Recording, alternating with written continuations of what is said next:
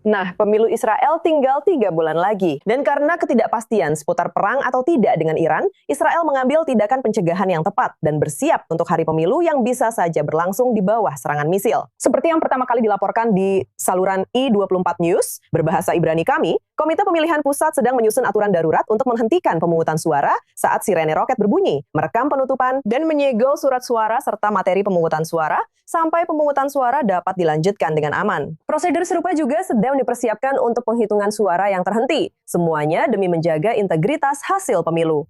Protokol ini belum secara resmi disetujui, namun diharapkan sudah diterapkan sebelum warga Israel pergi ke tempat pemungutan suara pada 27 Oktober. Bersama saya di studio ada Yaakov Lapin dan Owen Altman. Owen, pemilu akan tetap berlangsung, perang atau tidak perang. Tapi dengan protokol-protokol ini, bagaimana hal itu bisa memperumit hari pemilu yang sudah sangat tegang dan tampaknya akan segera tiba di sini? Dalam banyak hal, Niko, fokus laporan untuk saluran saudara kami berbahasa Ibrani ada di 2 area. Pertama, para tentara di garis depan. Bagaimana mereka memilih? Dan idenya adalah mereka akan menggunakan tanda pengenal militer mereka sebagai identitas. Dan itu akan menjadi cara bagi mereka untuk bisa memilih. Dan isu kedua adalah tentang sirene roket. Bagaimana hal itu bisa ditangani di sebuah negara, dan kita akan membahas ini di mana satu-satunya cara memilih adalah secara langsung di TPS setempat. Jadi, bagaimana itu akan berjalan jika ada sirene roket dan ada protokol yang sedang dikembangkan.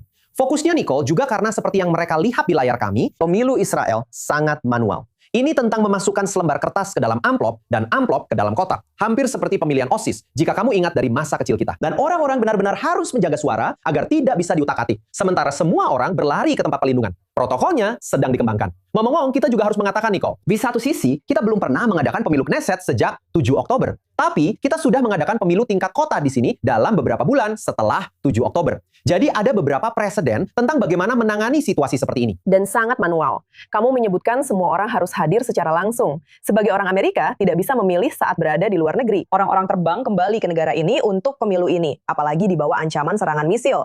Bandara bisa saja ditutup. Kenapa orang harus memilih secara langsung di sini di Israel? Ya, orang Israel memang sudah bepergian ke luar negeri seperti yang kamu bilang, Nicole, sejak puluhan tahun lalu. Tapi sekarang ada dorongan ekstra bagi orang-orang untuk pulang. Situasinya jadi lebih rumit, bahkan untuk hal-hal yang sepele. Tapi sama relevannya dengan fakta bahwa tiket sekarang jauh lebih mahal dan lebih sulit didapatkan. Dan ada laporan di media Israel tentang harga yang melonjak tajam.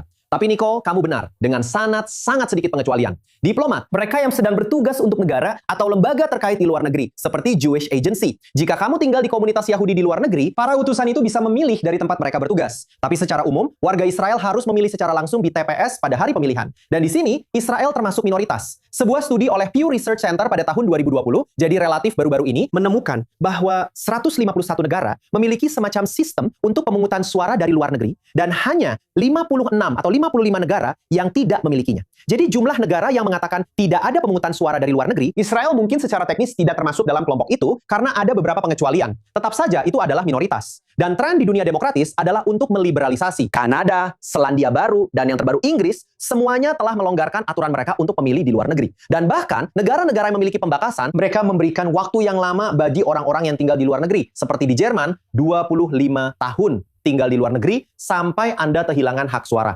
Di Prancis dan di Italia, Nicole, ada distrik khusus di dalam parlemen untuk mereka yang tinggal di luar negeri. Dan saluran Prancis saudara kita, setiap kali ada pemilihan parlemen Prancis, mengadakan debat di studio antara para kandidat yang bersaing untuk kursi yang mewakili warga negara Prancis yang tinggal di Israel. Dan jumlah mereka cukup besar. Mereka dominan di distrik itu, dan itu adalah bagian dari politik Prancis. Penjelasan panjangnya adalah bahwa Israel adalah minoritas. Tapi apa argumennya? Argumen yang menentang adalah hanya mereka yang berbagi beban untuk tinggal di sini, yang menanggung beban dari keputusan-keputusan yang dibuat di sini, terutama di negara seperti Israel dengan situasi keamanannya, bahwa merekalah yang seharusnya membuat keputusan dan memberikan suara. Di sisi lain, Niko, argumen terkuat yang menentangnya adalah banyak orang Israel yang tinggal di luar negeri tetap dikenai pajak. Jadi bagaimana bisa mereka tidak bisa memilih, tapi tetap harus membayar pajak? Dan dalam sebuah laporan dari Institut Demokrasi Israel, kata-kata itu muncul dalam tanda kurung dalam bahasa Inggris. No taxation without representation. Dan usulan mereka, Nicole, adalah mengizinkan warga Israel untuk memilih dari luar negeri selama mereka belum berada di luar negeri lebih dari 3 tahun.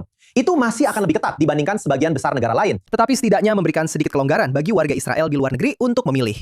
Namun, ini adalah isu yang kontroversial dalam politik Israel dan tampaknya tidak menuju ke arah penyelesaian apapun. Dalam jangka menengah yang sangat menarik, Owen, tentang apa yang sebenarnya sedang terjadi dan mengapa saya rasa penting bagi warga warga Israel untuk benar-benar hadir secara fisik pada hari pemilu. Yaakov, Israel sedang menyiapkan protokol dan berbagai persiapan tampaknya jika hari pemilu benar-benar terjadi di bawah serangan roket. Tapi itu bukan satu-satunya ancaman. Ada juga pejabat yang memperingatkan tentang campur tangan asing dalam proses pemilu. Bagaimana Israel mempersiapkan hal itu? Nah, itu membutuhkan persiapan cyber. Itu memerlukan banyak organisasi pemerintah untuk bekerja sama, termasuk, ngomong-ngomong, Sinbad, yang memiliki tanggung jawab di bidang cyber. Dan ada juga markas besar siber nasional. Tujuan mereka adalah untuk mencegah kekuatan asing yang bermusuhan, dan mereka sebenarnya sudah memberikan peringatan tentang hal ini, agar tidak masuk dan mengganggu hasil pemilu. Bagaimana mereka bisa melakukan itu? Ya, itu bukan melalui mengutak-atik mesin, karena seperti yang sudah Anda katakan, ini adalah sistem pemungutan suara berteknologi rendah. Sebenarnya, itulah keunggulan mereka. Itu memberikan mereka kebal terhadap risiko yang melekat pada pemungutan suara berbasis komputer. Tapi yang bisa mereka lakukan, yang harus mereka waspadai, adalah upaya untuk mempengaruhi diskusi nasional, berita palsu, dan jaringan bot.